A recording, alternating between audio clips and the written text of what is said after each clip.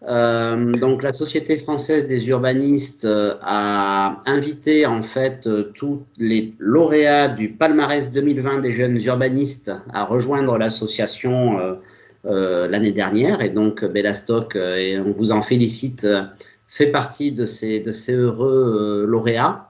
Et donc, dans le cadre des rendez-vous de la Société française des urbanistes, on invite ces jeunes lauréats à nous exposer un petit peu leurs travaux, leurs visions, leurs envies, leurs perspectives, etc., dans le cadre des rendez-vous de la Société française des urbanistes. Merci. Bonsoir à tous. Merci à la SFU pour son invitation ce soir. Alors, moi, pour me présenter, je suis Cécile Marzorati, je suis architecte diplômée d'État, spécialisée en risque majeur. Et donc, je suis aujourd'hui salariée sociétaire de Bellastock et accompagnée de mon collègue Antoine, qui lui-même est co-directeur et cofondateur de la structure. Donc, d'abord, on se propose d'introduire brièvement le sujet et puis d'amorcer avec une présentation de quelques projets. Donc, on a effectivement la lourde tâche ce soir d'introduire une conversation sur une thématique pas très aisée et surtout assez vaste, qui est la question de l'urbanisme de la transition. Alors, de la transition avec un grand T, pas transitoire, parce en tout cas, on estime que ce terme est trop réducteur et qu'il n'est pas représentatif de la pratique qu'on promeut en tout cas au sein de Bellastock. Et transitoire avec un grand T en référence bien évidemment aux transitions écologiques, sociales, urbaines, agricoles, voire économiques que beaucoup de citoyens et de personnalités appellent de leur vœu, sans toutefois effectivement que ce terme de transition n'ait lui-même une définition très exacte, très consensuelle, ou en tout cas qui définisse vraiment un modèle pour demain qui soit très précis. Alors bien évidemment, ce terme de transition, lui, il fait écho à un constat qui est sans appel, celui que nous faisons face à des crises alors socio-écologiques, mais aussi voilà, économiques, sanitaires aujourd'hui, dont les enjeux sont, eux, nombreux, complexes et surtout profondément imbriqués. Et donc, nous tous, en tant que, je crois, ce soir, urbanistes et architectes, on est effectivement particulièrement concernés, non seulement parce que, comme le dit Françoise Choé, l'urbanisme est solidaire du projet de société, mais aussi parce que, par ailleurs, l'impact environnemental des secteurs qui nous concernent de très près, le BTP, l'aménagement, sont, eux, très régulièrement pointés du doigt. Et alors, quelques chiffres, effectivement, le BTP, c'est le secteur le plus gros producteur de déchets, donc 80% de la production totale à l'échelle nationale, mais c'est aussi le plus consommateur d'énergie, celui qui émet près d'un quart des émissions de gaz à effet de serre, toujours à l'échelle nationale, et puis c'est aussi un très gros consommateur de ressources non renouvelables. Alors, évidemment, toutes ces données-là, elles nous invitent à repenser les façons de fabriquer nos villes, nos territoires et nos paysages, et donc à réfléchir à ce que pourrait être voire des urbanistes de la transition, en tout cas des propositions pour concevoir, construire et aménager nos espaces habités qui soient plus démocratiques, plus participatifs, plus en relation au vivant, plus sobres en matière et énergie, plus circulaires, etc. Alors, à Bellastock, nous, on a fondé notre pratique sur la conviction qu'il est plus possible de construire tout standard sans porter une attention militante aux ressources naturelles et humaines, matérielles et immatérielles qui nous entourent, et sans avoir bien sûr la prétention de détenir une réponse unique à toutes les questions qu'on vient de soulever. On se propose de vous présenter ce soir, dans un premier temps, autour de 3 grandes thématiques qui nous sont chères, 4 projets que nous avons expérimentés au cours de ces 10 dernières années. Donc des projets à des échelles différentes et qui donnent à voir des pratiques aussi qui sont assez variées. Donc des projets d'études de recherche, mais aussi des chantiers expérimentaux, des projets d'enseignement, ou encore des missions opérationnelles de maîtrise d'œuvre, la plupart qu'on a pu développer sur le territoire de Plaine Commune qui se situe au nord de Paris dans le 93. Donc la première thématique, c'est celle de l'apprentissage par le faire et du chantier ouvert pour une transformation collective des lieux à travers la présentation du projet fondateur de Bellastock qui est le festival La Ville éphémère. La deuxième, la question du réemploi des matériaux et de l'occupation temporaire comme moyen de se réapproprier la matérialité des territoires, donc à travers les projets de Act Lab et de la Fabrique du Clos. Et enfin, l'attention au déjà là et l'approche par le métabolisme comme outil de fabrication de territoires durables à travers le projet métabolisme urbain de Pleine Commune. Bonsoir à tous, merci de nous avoir invités. Donc très rapidement, ce que je vais essayer de faire en introduction, c'est de vous raconter l'histoire de Bellastock, comment ça s'est construit dans le temps, et comme l'expliquait Cécile, comment la première des motivations qui nous a amené à créer Bellastock, ça a été la question du terrain, la question du faire. Comment être architecte ou urbaniste sans avoir l'opportunité de se confronter au territoire, se confronter à ses ressources, à cette matière et à la construction en général. Donc nous, on commence à l'école d'archi de Paris-Belleville. On est deux comparses de troisième année et on va commencer à se dire on pourrait lancer un événement qui permettrait finalement aux étudiants en architecture de faire un exercice assez simple, mais finalement dans nos études, qui était de concevoir son projet, le construire, l'habiter pendant les 4 jours de l'événement et le déconstruire. Et on s'est rendu compte que ça avait une valeur de montrer comment construire son abri, y vivre et surtout comment le déconstruire, puisqu'il y a cette notion de ce bâtiment, comment il va, où les matériaux utilisés vont avoir une seconde vie. Donc le projet évolue. Il y a de plus en plus d'écoles qui rallient l'événement. Bien sûr, on va travailler avec des matériaux qui nous permettent d'éviter de les emmener dans des bennes et on va très vite développer cette notion de comment faire circuler la matière, comment est-ce que les assemblages entre les matériaux, c'est un peu la clé pour garder l'intégrité d'un matériau et permettre qu'ils ne finissent pas la benne et que la personne qui nous fournit la matière la reprenne à l'issue de l'événement. On va aussi s'interroger sur comment est-ce qu'on construit avec le sol, avec la matière telle que le sable, et on va aller sur une carrière autour de l'Île-de-France. Et là, de plus en plus d'écoles vont nous rejoindre. Il va y avoir finalement les 6 écoles d'architecture d'Île-de-France qui vont commencer à participer à l'événement. Et il y avait un vrai intérêt finalement et on n'était pas les seuls à Belleville à sentir qu'on manquait cruellement de terrain, de construction. Très vite, le projet a encore grandi. En 2011, on se retrouve avec 1300 participants alors qu'on avait commencé avec simplement qu'une centaine. Et on va faire cette ville gonflable avec Hans-Walter Müller. Et on va travailler là pour le coup, l'événement s'est clairement ouvert à la fois à toutes les écoles au niveau national, mais également à des écoles européennes. Et on va commencer à tisser un lien entre les écoles pour finalement mettre en œuvre cette école à ciel ouvert, ces chantiers où on va faire cohabiter et collaborer des architectes, des designers, des artistes autour de la réalisation de structures gonflables. Bien évidemment, l'ensemble des structures ont été après emportées par chaque équipe qui ont pu faire des actions dans l'espace public ou avec des communautés avec ce gonflable qui finalement prend peu de place mais qui permet de créer un espace assez rapidement. Puis 2012, c'est un grand tournant. On va travailler sur le détournement et le réemploi de matériaux. Donc on va travailler du côté de l'île Saint-Denis, qu'on voit à l'image. Et ça va être la première opportunité. Vous voyez ce luminaire que vous avez ici. Il a été fait entièrement à partir des matériaux qu'on a récupérés dans les hangars printemps. Oui. Ok, merci. T'as compris? Moi, c'est bon, là. Non, mais c'est au collègue que je lui demande s'il a compris. J'ai oublié ton prénom, là. Merci, Bruno, merci. Je coupe. Oui, t'as compris? Oui, je suis dessus, là. D'accord. J'ai perdu ton prénom. Jean-Luc, oui. Jean-Luc, d'accord. Bon, j'y vais, moi aussi, donc j'annule tout. Tout va bien? S'il vous plaît, coupez les micros là sur les personnes qui discutent, s'il vous plaît, merci.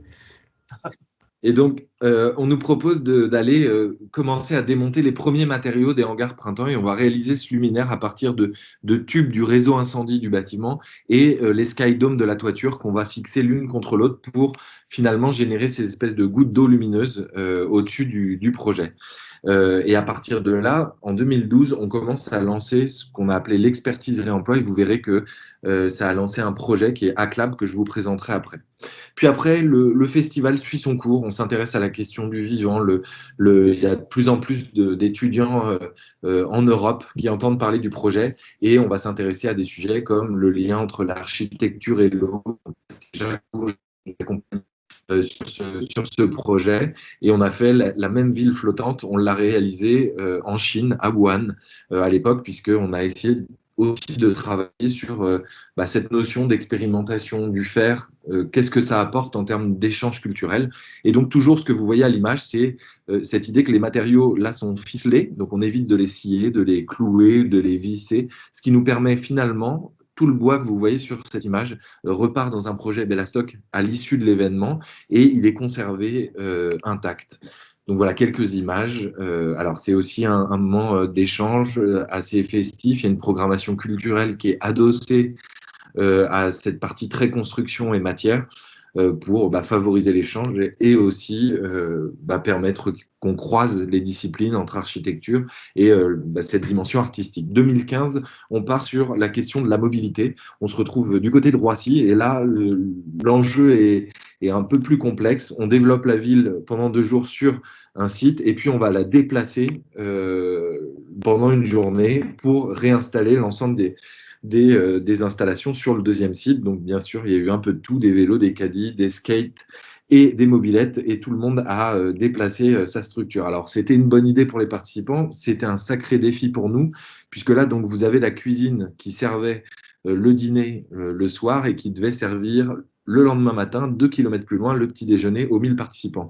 D'où cette conception modulaire, et on voit les roues qui sont prêtes, et cette magnifique toiture gonflable qui finalement n'a pas du tout marché, puisque vous voyez là que la goutte d'eau finalement atterrissait systématiquement sur nos cuisiniers qui n'ont pas beaucoup aimé cet effet de style. On aurait dû penser à une petite jupe pour que l'eau descende. On expérimente. 2016, c'est un autre tournant. Là, on se dit, comment est-ce qu'on utilise cette énergie d'un lieu d'expérimentation, ce travail de tous ces étudiants en archi, au bénéfice d'un projet urbain? Qu'est-ce que ça donne si on prend cette énergie et qu'on la déploie sur un territoire? Donc, on va aller du côté du canal de l'Ourcq, et donc, on a ces 4 zones qui sont des industriels entre la rocade et le canal, qui vont être transformés en ZAC et en projet de logement. Qu'est-ce que Bellastock peut apporter comme réflexion sur ces espaces publics, sur ces parcs et sur tous les espaces qui vont être partagés par les nouveaux habitants? Donc, on change un peu la formule, on construit plus son abri. Donc là, vous voyez qu'on a fait un camping vertical, donc c'était en échafaudage. On a fait une espèce de cité artisan où on avait 300 personnes qui dormaient dans ce camping en hauteur. Ici, dans la serre agricole, on a mis la partie construction et atelier. Sur le côté, on avait sourcé des matériaux du territoire, parce que c'est ça aussi l'intérêt du festival quand il atterrit sur un lieu, c'est quelles sont les ressources matières à exploiter, et puis une zone conviviale pour partager avec les constructeurs. En amont, nous, on passe près de 2 mois sur le terrain à faire des études des usagers, les structures locales. On a fait un diagnostic territorial pour montrer toutes les associations qui faisaient vivre le territoire et qui l'utilisaient, et on a fait remonter leurs besoins pour écrire finalement des cahiers des charges qu'on a distribués aux participants à leur arrivée. Donc, ils étaient par équipe de 20 en tout, et on leur donne finalement à chacun une ligne de conduite ou des éléments qui sont remontés des usagers pour les aider à la conception. Et puis, on va avoir 1 semaine et demie de chantier. Donc ça, c'est ce qu'on a pu obtenir après les 1 semaine et demie de travail. Alors là, on voit des poteaux électriques qui ont été détournés pour faire des gradins pour regarder les parties de sport. Bon, on a testé. C'est de la structure légère. On l'a laissé pendant 3 mois sur le site. On a regardé comment il a vécu l'été et les utilisateurs. Et finalement, très vite, on s'est rendu compte des installations qui allaient pouvoir être conservées, pérennisées, puisqu'elles avaient un intérêt, elles étaient utilisées. Et puis celles, comme l'image en haut, qui ne fonctionnaient pas, puisque là, par exemple, ce banc se retrouve entre les nageurs et les gens qui font du vélo et de la course, il fallait très vite supprimer ce type d'aménagement. Et c'est ça tout l'intérêt de aussi construire de manière temporaire, c'est de se permettre de tester, d'expérimenter, de faire vivre un lieu avec ses utilisateurs. Bon, vous imaginez bien que cette chaise haute a été démontée directement après le chantier parce qu'elle ne répondait pas aux normes. Donc voilà, ça, 2016, c'est un moment clé et charnière pour nous, puisque finalement, c'est là où on a développé tous nos outils pour faire de ce qu'on appelle l'urbanisme de transition que présentait Cécile au départ. C'est cette idée, je fais remonter de l'information des usagers, je teste, je construis léger, je le teste pendant 3 mois, je tire des conclusions, je préconise pour le projet urbain derrière. Et finalement, le projet urbain ne s'en trouve que plus nourri, puisqu'il fait finalement la part belle aux ressources du territoire et des gens qui l'utilisent. Et finalement, il ne fait plus fi de ce qui est déjà sur place. Le projet continue. En 2017, il y a les terres du Grand Paris. On s'interroge sur qu'est-ce qu'on peut faire de ces terres du Grand Paris. Bellastock, avec Cratère, le labo grenoblois, va développer une usine mobile de fabrication de blocs de terre comprimés. Pardon, c'est un peu compliqué. Donc, vous avez les terres excavées, on les mélange, on les passe au malaxeur. On a la presse ici, et puis on a fait 17 000 blocs de terre comprimée qu'on a fournis aux participants. Alors, on leur a mis aussi un petit peu de terre meuble pour qu'ils puissent tester le pisé, la bauge, enfin voilà, qu'ils puissent s'essayer. Voilà, ça c'est le brief de départ quand ils arrivent de chantier, les règles de vivre ensemble, et ils sont partis pour 4 jours de construction. Je vous ai mis les plans d'évolution de la ville. Donc là, on a les merlons avec la terre qui étaient distribués aux participants. Le premier jour, très vite, ils vont construire plutôt les murs et s'intéresser à se faire un lieu pour la première nuit. Le deuxième jour, on va voir apparaître, et c'est intéressant, les merlons deviennent les zones finalement de distribution de la ville. On voit apparaître certains escaliers, certains promontoires, scènes qui commencent à apparaître. Et puis, le troisième jour, on a vraiment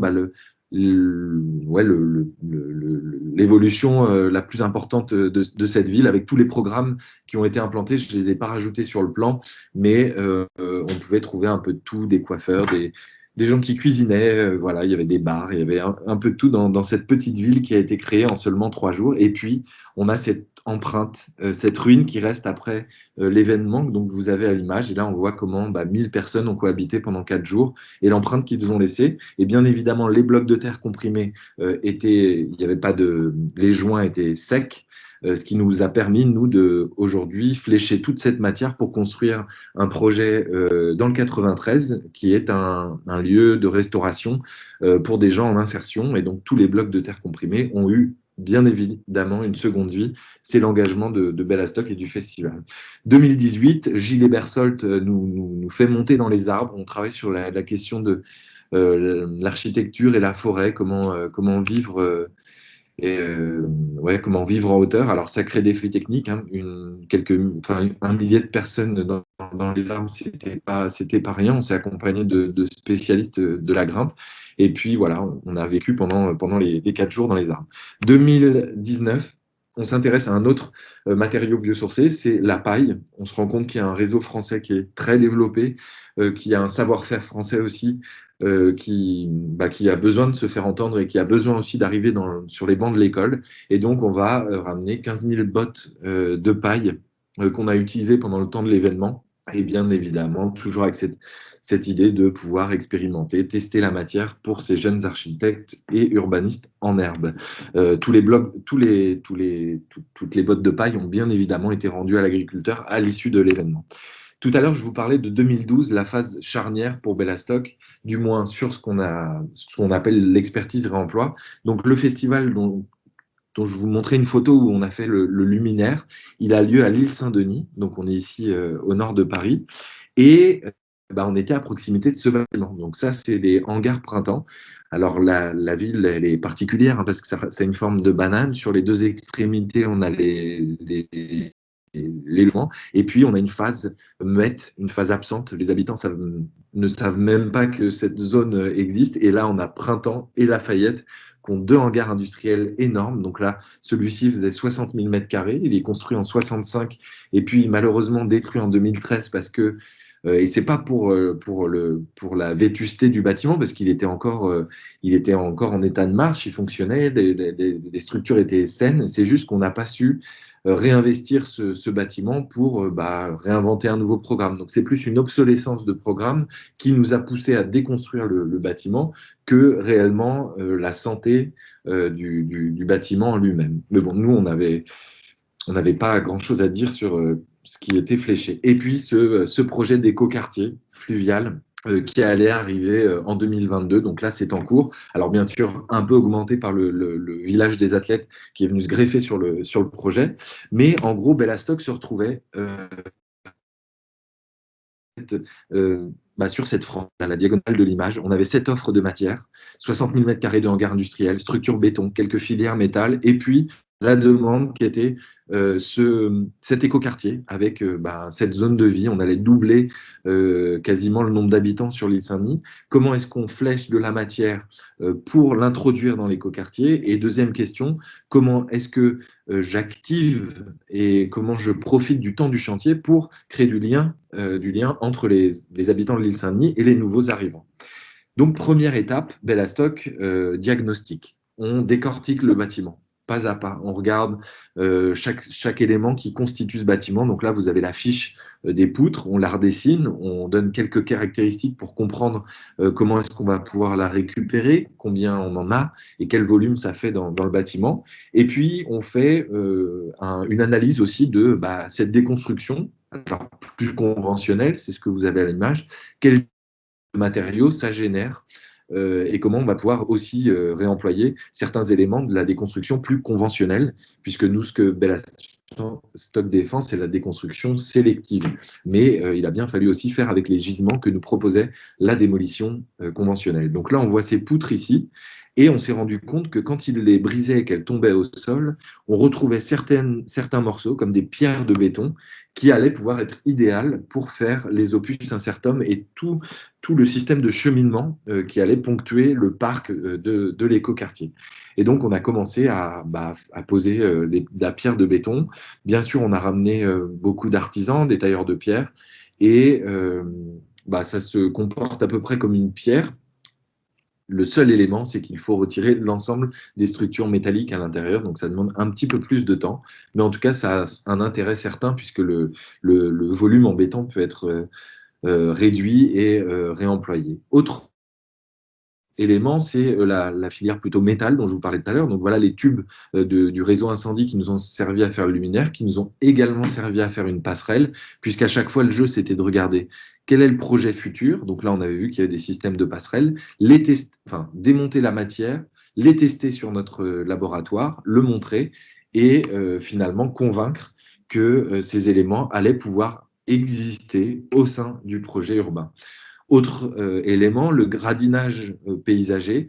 On se rend compte qu'un poteau coupé en haut, en bas, posé sur le côté, nous permet de faire des systèmes de gradinage qui, encore une fois, sont mis en scène dans notre laboratoire qui accompagne le chantier, puisqu'on a à la fois un équipement de chantier, un lieu où on développe l'expertise réemploi, et ce qu'on a appelé habiter le changement, c'est plutôt accompagner le processus de transformation, créer du lien pendant ces 5 ans de chantier. Donc, on a développé un jardin expérimental qui nous a permis, là, par exemple, de montrer comment on veut faire des flèches, comment aussi revitaliser les sols. Donc, on a travaillé avec des paysagistes, des jardiniers, et on a commencé à flécher toute la ressource, pour pas dire déchets verts de la ville, toute la ressource verte de la ville, pour l'intégrer dans notre parc et commencer à faire revivre ces sols qui étaient complètement arides. Et puis, on a toute une partie sur des bureaux et des ateliers pour pouvoir construire. Et enfin, profiter aussi du lieu pour faire des points hauts, pour voir évoluer le projet et permettre aux habitants de comprendre comment le site évolue.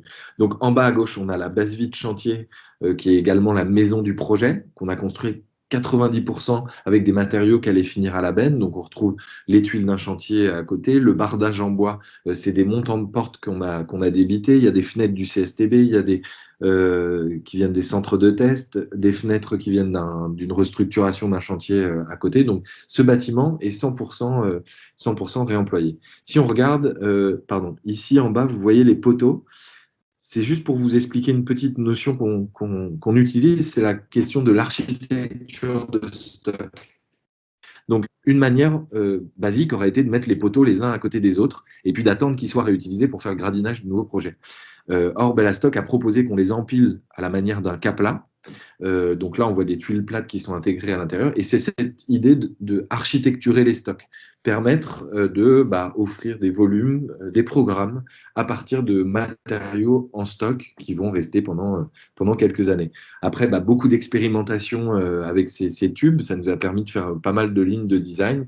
Et ce que je vous expliquais tout à l'heure, c'est comment est-ce qu'on habite le changement, ou comment est-ce que l'on fait pour que ce chantier soit aussi un chantier qui soit poreux, un chantier qui soit accessible au public. Donc, on a créé des interventions artistiques. Donc là, vous avez en fond la carte où on voit les différents artistes qui sont intervenus, une dizaine, et on leur a demandé de se concentrer sur l'univers du chantier, la matière qu'il y avait dans les hangars printemps, et on s'est permis d'ouvrir pendant 2 week-ends le chantier qu'on avait balisé et qui nous a permis d'accueillir pas mal de public. On avait mis en lumière, donc là vous avez une œuvre de Simon Boudvin, qui est un architecte mais également artiste, qui avait récupéré des pierres de fondation du hangar printemps pour en faire un dolmen qui était visité. D'autres artistes, des designers qui interviennent. Nous, on avait fait des systèmes de randonnée où on avait demandé aux conducteurs d'engins, puisque les tas de béton finalement bougeaient quasiment tous les 6 mois, on leur avait demandé de tasser pour permettre de créer des points hauts pour les visiteurs qui pouvaient ainsi découvrir le projet. Et puis nous, on accompagnait pour parler aussi du projet en cours. Des scénographes qui viennent travailler sur créer un accident dans la barrière de chantier pour susciter aussi l'intérêt des visiteurs et leur donner de passer cette barrière et de venir découvrir le lieu. Puis je vous ai mis quelques éléments de design qui ont été réalisés à partir de ces projets. Donc voilà pour notre partie. Donc, enfin, ma partie, pardon, je vais laisser la parole après à ma collègue Cécile Marzorati pour conclure sur toute cette histoire que je vous ai racontée. Finalement, le festival a été un peu la colonne vertébrale où on s'est permis d'expérimenter beaucoup de choses, de tester comment est-ce que ça se passe quand on source de la matière, quand on la met à disposition, qu'on met des règles du jeu, mais qu'après on n'influe pas non plus sur la manière dont les gens vont travailler. Cette idée aussi de quand on s'implique sur un territoire, comment est-ce qu'on arrive à faire presque du sur-mesure entre les ressources en matière que va avoir ce territoire, mais pas que. Il y a aussi des gens qui y vivent, qui peuvent être mis à contribution, qui ont un savoir qui peut nourrir le projet. Et donc voilà, c'est un peu ce qui a déterminé le chapeau aujourd'hui de Bellastock, qui est cette notion de jouer avec les ressources d'un territoire pour faire projet. Je vous remercie. Alors, je vois qu'on on a déjà parlé assez longtemps, donc je vais passer rapidement sur ce premier projet, puisqu'il fait un petit peu écho au projet d'ACLAB que vient de nous présenter Antoine.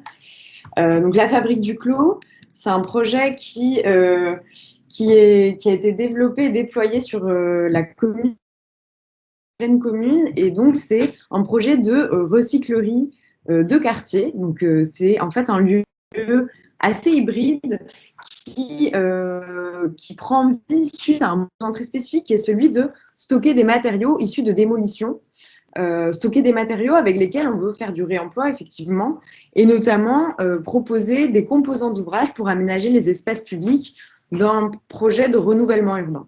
Donc c'est un lieu qui est aménagé sur une friche laissée vacante par une des démolitions justement, et qui vient répondre à ce besoin de vérifier techniquement que les solutions de réemploi qui ont été proposées par Bellastock notamment pour le bailleur social en charge de ces démolitions-reconstructions vont pouvoir fonctionner.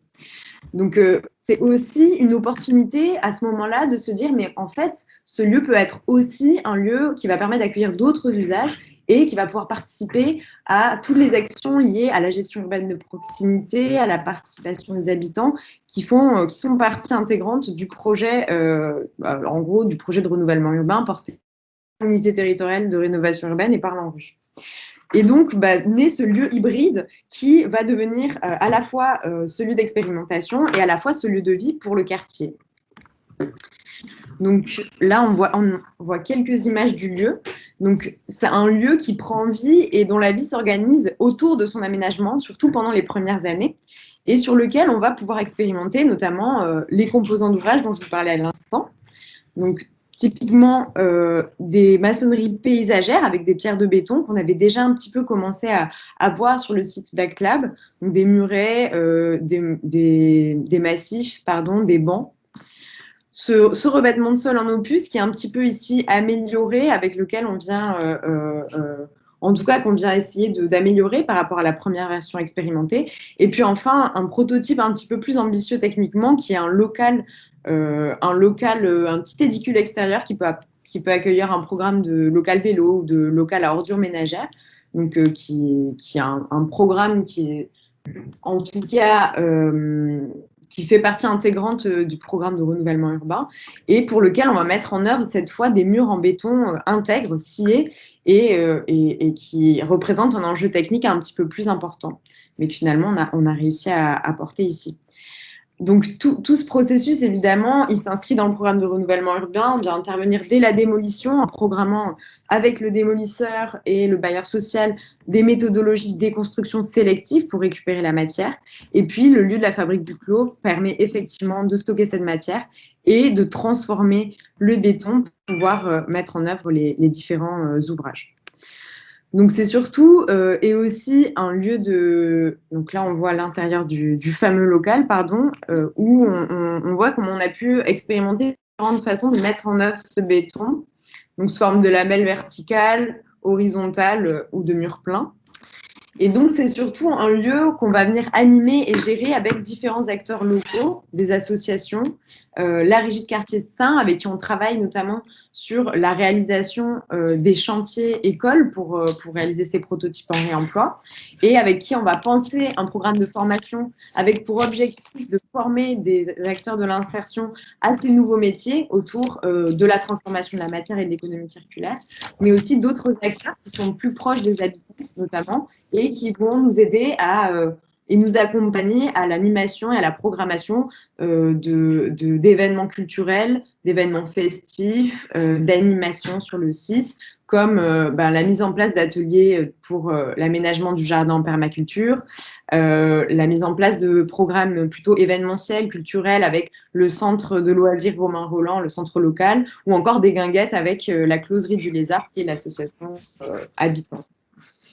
Donc voilà, ça c'est un projet en fait où on vient, comme sur Aclab, allier à la fois un besoin qui est lié à la transformation de la matière, donc plutôt un besoin de réinsertion de la production en ville, et à la fois un besoin qui est celui de ouvrir certains usages et des lieux permissifs aux habitants dans des quartiers notamment qui sont en chantier pendant de très longues années, et c'est le cas souvent de ces quartiers en renouvellement urbain. Et maintenant, enfin, pour finir, je vous propose de prendre un petit peu de hauteur et de vous présenter un projet qui, cette fois, s'inscrit à une échelle plus importante, à une échelle territoriale, qui est le projet Métabolisme urbain, qui est porté par le territoire de Plaine Commune, qui est donc le territoire qui prend, sur lequel, en tout cas, qui accueille une grande partie des projets qu'on vient de vous présenter ce soir.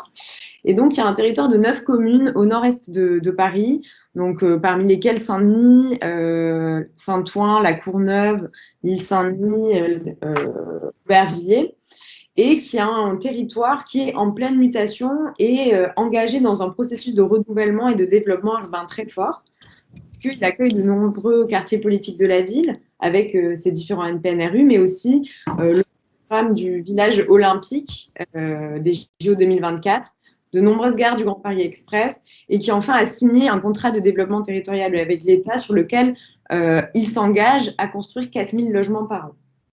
Donc tout ça fait qu'il est prévu que le territoire, à terme, d'ici les 25 prochaines années, est muté de 40%, et un territoire qui, par ailleurs, est exposé à de fortes problématiques plutôt sociales et économiques. Et donc ce renouvellement massif, il est matérialisé donc par des opérations de démolition et de reconstruction qui vont entraîner en même temps des flux colossaux de matériaux, des flux de matériaux entrants, des ressources notamment, des ressources primaires, mais aussi des flux sortants, des déchets, qui doivent, en tout cas, qu'il est prévu qu'elles circulent dans un schéma linéaire de mise en décharge toujours plus éloigné et de consommation aussi. Donc, un schéma qui finalement apparaît plutôt insoutenable et difficile à porter d'un point de vue économique également pour les élus et les techniciens du territoire. Donc, c'est finalement une contrainte opportunité que la collectivité a souhaité mettre à profit pour repenser son modèle d'aménagement, mais aussi pour créer des emplois locaux et non délocalisables, ce qui est un des enjeux forts du territoire. Et donc, c'est dans ce contexte-là très particulier que Pleine Commune décide de lancer la phase opérationnelle du projet Métabolisme urbain en 2017. Et donc, l'objectif de ce projet, c'était de déployer une véritable dynamique d'économie circulaire sur le territoire, appliquée au secteur du BTP, par l'identification et la mise en œuvre de l'ensemble des dispositifs territoriaux nécessaires à la mobilisation des ressources locales. Donc, les matières, certes, mais aussi les savoir-faire humains. Et donc, ce projet avait vocation à d'abord créer des boucles de flux locaux de matériaux, donc en faisant des déchets de chantier prévus des ressources pour renouveler l'urbain, mais aussi de mettre en place des filières locales d'activité autour de cette mise en circulation avec des acteurs locaux capables, et enfin de mettre en place une stratégie foncière indispensable pour accueillir ces nouvelles activités de réemploi, réutilisation et recyclage. Donc, c'est un projet auquel nous, on a participé et répondu en tant que mandataire avec un groupement de 7 autres structures, donc avec une approche relativement pluridisciplinaire, donc des bureaux d'études, des architectes, des entreprises d'insertion aussi, un pôle de coopération territoriale, un cabinet de conseil, etc. Et donc, le projet était organisé autour d'un plan d'action divisé entre 6 axes stratégiques qu'on a déployés sur 3 années de projet, de 2017 à 2020. Donc, parmi ces axes de travail, le projet était visé d'abord à diagnostiquer la mine urbaine, c'est-à-dire le stock de matériaux à disposition pour construire, mais aussi les besoins en matériaux à venir, et également d'expérimenter des synergies entre les chantiers, des synergies de matériaux, sur la base d'un échantillon de 30 sites pilotes qui ont été sélectionnés sur le territoire. Le deuxième axe, lui, visait à identifier des fonciers disponibles et à modéliser des besoins pour la mise en place de plateformes pouvant accueillir des activités liées au réemploi. Le troisième visait à identifier, lui, des flux stratégiques qui pourraient faire l'objet d'activités économiques locales. Le quatrième et le cinquième axe, eux, visaient plutôt à accompagner la généralisation de la démarche. Donc, il s'agissait surtout de créer des outils techniques, des outils méthodologiques, organisationnels, des outils numériques qui permettent de pérenniser cette démarche, mais également d'adapter et d'aider la collectivité à adapter sa stratégie territoriale en matière de planification à ces enjeux de l'économie circulaire. Et enfin, un sixième axe qui visait à sensibiliser, à engager, accompagner le changement des pratiques de tous les acteurs parties prenantes du secteur sur le territoire, donc non seulement la collectivité évidemment, mais aussi des maîtres d'ouvrage, les maîtres d'œuvre, les entreprises et toutes les personnes qui sont parties prenantes de ces actions. Donc, comme vous voyez, c'est quand même un projet qui était assez important et dans ses objectifs et dans voilà, les enjeux qui étaient mis en œuvre et vus. Et à l'issue des 3 ans de la mission, donc terminée depuis l'année dernière, on est assez content et on pense avoir réussi à amorcer une véritable dynamique positive sur ce territoire avec une émulation autour du projet. Mais voilà, en ayant permis notamment à la collectivité de prendre conscience de son rôle en tant qu'institution publique pour mobiliser, animer et outiller les acteurs locaux. Et ça se traduit notamment par la création d'une charte et d'un observatoire de l'économie circulaire, ou encore par le renforcement de la coopération avec des territoires voisins comme la ville de Paris, la métropole du Grand Paris, mais aussi Est Ensemble, qui sont engagés sur des démarches similaires. Alors, nous, côté Bellastock, on se réjouit aussi d'avoir pris part à un tel projet parce que, comme vous vous en doutez, il nous permet de diffuser des valeurs qui nous sont chères en démontrant notamment que pour renouveler un territoire de manière soutenable et partagée, les prérequis indispensables sont la connaissance fine des caractéristiques locales, qu'elles soient naturelles et culturelles, et des ressources existantes. Donc, c'est une façon d'aboutir à grande échelle, de faire aboutir les idées qu'on porte en tout cas qu'on portait jusqu'alors à des échelles plus locales. Et mais enfin, il y a aussi, c'est aussi une expérience qui nous a permis de pointer les limites en tout cas d'une telle démarche, et notamment une des premières limites qui était que le projet, en tout cas, a pu s'avérer peut-être un petit peu technicisant et peut-être perçu comme trop technocratique, peut-être pas assez ouvert à des publics que nous, avec lesquels on a l'habitude de travailler. Et enfin, parce que le projet se concentrait beaucoup sur les politiques de gestion de matière, utiliser trop peu les autres aspects de l'économie circulaire que nous, on a l'habitude de mettre en avant. D'abord, la question de la et enfin, la question des réflexions sur les usages et sur les formes urbaines qui sont quand même propres aux réflexions engagées autour de l'économie circulaire appliquée à l'urbanisme, notamment les réflexions sur la question de la mutabilité des usages ou des bâtiments, dont parlait Antoine tout à l'heure, sur la chronotopie, sur en fait toutes ces réflexions qui doivent venir en amont des décisions de démolition ou de transformation radicale en fait des espaces urbains. Voilà. Enfin,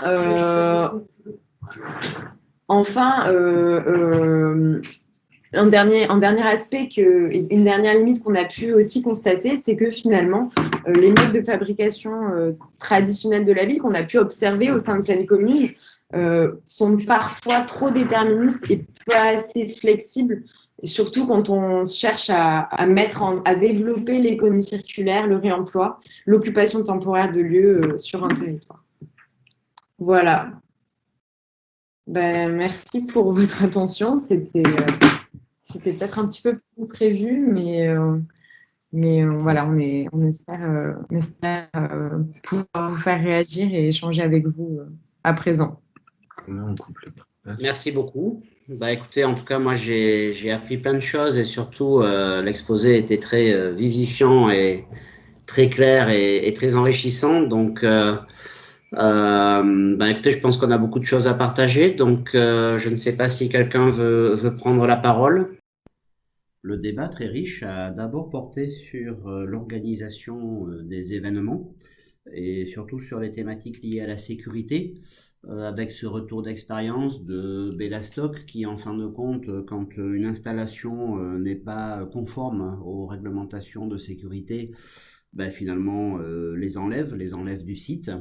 Et ce sujet a d'ailleurs fait l'objet de l'édition de guides de la part de Bellastock pour l'ANRU notamment, à destination des maîtres d'ouvrage, des maîtres d'œuvre, voire des habitants. Concernant le réemploi et l'économie circulaire, beaucoup de questions portent autour du changement d'échelle et finalement le passage à des expérimentations relativement isolées, à des politiques globales d'économie circulaire à l'échelle des grands territoires. Les retours de Bellastock portent d'abord sur des tentatives de politique territoriale du type la stratégie de métabolisme urbain développée à Pleine Commune, qui est une première pierre en fin de compte à ce changement d'échelle. Mais qu'il faut également peut-être réfléchir aujourd'hui à la mutabilité globale des usages et puis également s'adonner à beaucoup de formations et créer finalement des écoles de l'économie circulaire, et ça également c'est quelque chose que propose Bellastock à travers des formations un peu théoriques, mais également donc les expérimentations autorisés par les événements qu'ils organisent avec les habitants. Une autre question porte sur, en fin de compte, l'incompatibilité qu'il pourrait y avoir entre d'un côté une volonté de stabilité de l'urbanisme, de clarté des règlements, des stratégies et des échéances, versus la culture de la mutabilité des espaces, de l'expérimental et de l'éphémère. Évidemment, ces deux sujets trouvent terrain à discussion, d'autant plus quand l'on souhaite introduire dans les politiques d'économie circulaire celle de l'environnement et du développement durable de type éviter, réduire, compenser. Finalement, les connivences qu'il peut y avoir entre d'un côté la stabilité d'un urbanisme planifié et de l'autre côté les opportunités d'une mutabilité et du transitoire sont à expliquer clairement, à raisonner et à développer avec les citoyens de façon à bien comprendre les enjeux de chaque façon de faire et les imbrications entre les deux. Une autre thématique du débat porte sur la construction et la déconstruction, avec le constat qu'aujourd'hui, la conception des bâtiments n'intègre pas leur déconstruction future. Par exemple, l'expérience des structures en métal qui sont de plus en plus soudées, alors que leur boulonnage favorisait beaucoup plus le réemploi dans des conceptions d'il n'y a pas si longtemps. Et donc une tendance à l'industrialisation du bâtiment qui ne va pas toujours dans le sens d'une capitalisation pour récupérer les matériaux dans le futur. Le basculement vers une culture partagée et cohérente du réemploi et de l'économie circulaire supposerait finalement à la fois une politique territoriale globale accompagnée d'une modélisation des flux de matière autorisés par la déconstruction dans le futur, le calage des programmes de construction en conséquence, puisqu'il faut faire matcher dans le temps l'offre et la demande en termes de matériaux. Et puis finalement, et ça c'est peut-être un espoir à travers les nouvelles façons de concevoir les bâtiments, les jumeaux numériques, les maquettes BIM, etc. Finalement, l'appréhension dès la phase amont, dès la conception de la façon dont on pourra déconstruire et réemployer les matériaux dans le futur, de façon à initier une boucle vertueuse sur du long terme de capitalisation de toutes les ressources d'un territoire, y compris celles déjà construites, pour, en fin de compte, favoriser le réemploi dans les générations futures. La SFU remercie chaleureusement Cécile et Antoine pour ce nouveau rendez-vous très enrichissant. Merci beaucoup à vous tous et à très bientôt.